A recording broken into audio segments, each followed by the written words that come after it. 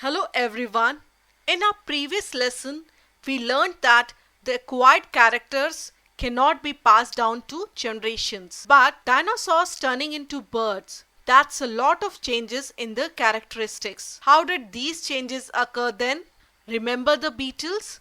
One day, a beetle was born with green body color because of certain genetic mutation in DNA. That was really sudden, but the new feature helped in survival and it reproduced. Also, its offsprings flourished while the red beetles were continuously reducing in number because of birds easily spotting them and eating them. Now, the red beetles to green beetles doesn't explain how birds came from dinosaurs, but it gives us an important basic idea that the green beetle survived because the variation helped in its survival. So, we can say it was selected by nature to survive. That is natural selection. Such useful variation are passed on to generations. So, that green beetle was fit to survive compared to the red beetle.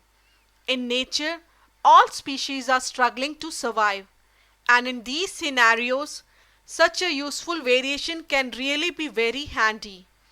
It made the beetle fittest for survival, and Darwin called this process survival of the fittest, and you must have heard this phrase too. So this is Darwin's theory of evolution by natural selection. Natural selection is the process where organisms better adapted to their environment tend to survive and produce more offspring. So how natural selection works? Let us see. So here is what happened throughout the ages. It starts with appearing of variations in a population of organisms, just like a green beetle in the group of red beetles.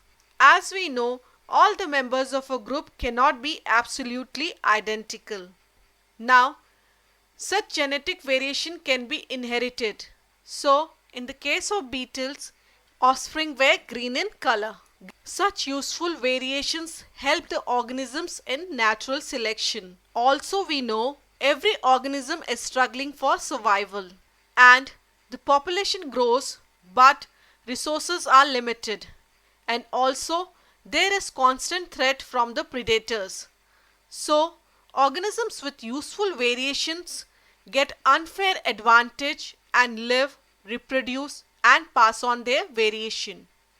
The environment further changes, and so organisms go through the natural selection again, and the fittest with useful variation survives. So, this is a churning process. Variations appear and the nature churns out the best. Then environment changes and again the organisms with useful variation are churned out. So we see environment keeps on changing over a long period of time, and each species of an organism may accumulate so many changes that it becomes a completely different species. Obviously, this process is a very slow process but continuous one. In our next lesson, we will take up the example of the beetles again to understand how new species came into existence. Until then, bye-bye.